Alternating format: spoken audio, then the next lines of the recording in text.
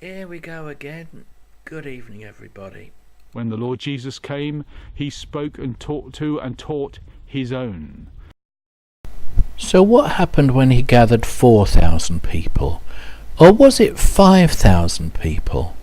And what about all those occasions when the crowds gather round him and he has compassion on them because they're like sheep without a shepherd, and he teaches them at some length? You know, I've had people notice there was an Anglican priest, God help us, one day.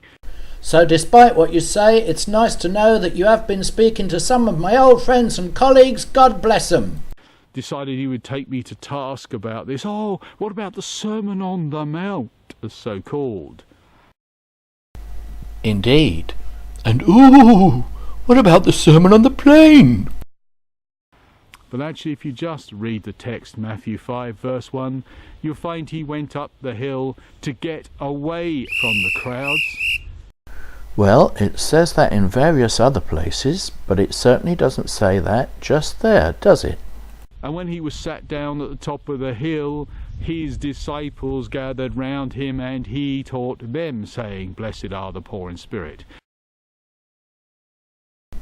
That's funny. Verse 425 says, There followed him great multitudes of people from Galilee and from Decapolis and from Jerusalem and from Judea and from beyond all Jordan. So how come it says in other texts, he taught them with authority and not like the scribes and Pharisees? The point of what's happening in this text in St. Matthew's Gospel is Christ is sitting down as a new lawgiver in the place of Moses.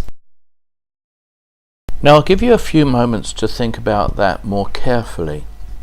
In the scriptures, when someone is sitting down, it usually emphasizes their authority.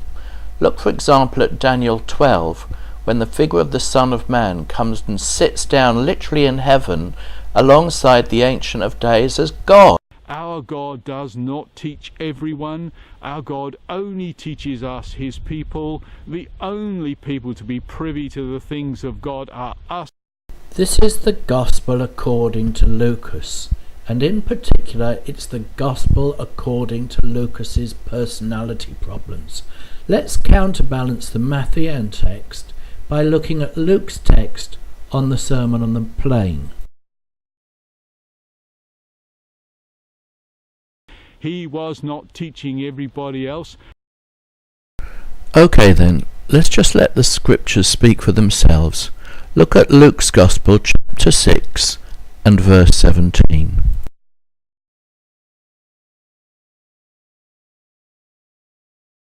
Look in particular at verse 17. The multitude not only came to be healed, but to hear him.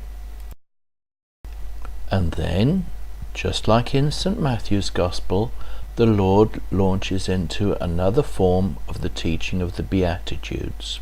You be very careful who you open your mouth to.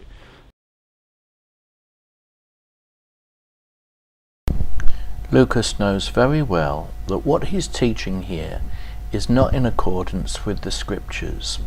We only have to turn to St. Luke's Gospel to see clearly that Luke makes it plain that Christ's teaching isn't just before 12 selected men, but before a great crowd of people who are gathered this time on a plain. We don't need to go into the details of why Matthew tries to give us an image of Christ as the new lawgiver in the place of Moses, summoning 12 men to represent the new Israel and the 12 tribes of Israel. Luke gives us a sermon on a plain, and Luke uses the same teaching material, but he distributes it more liberally throughout the narrative of the whole Gospel, whereas St. Matthew combines so much of the teaching material of the Lord into one great Sermon on the Mount, but by and large it's the same teaching material that's shared.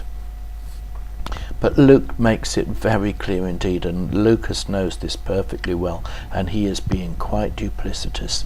So you listen carefully and reconsider his message, and reconsider how he's using the scriptures.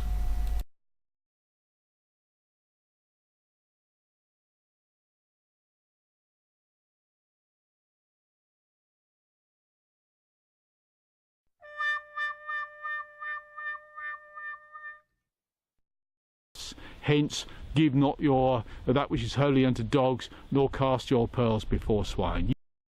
So I'm not casting my pearls before Lucas, but I am casting them before those who listen to him, because they deserve something better. Good night. God bless.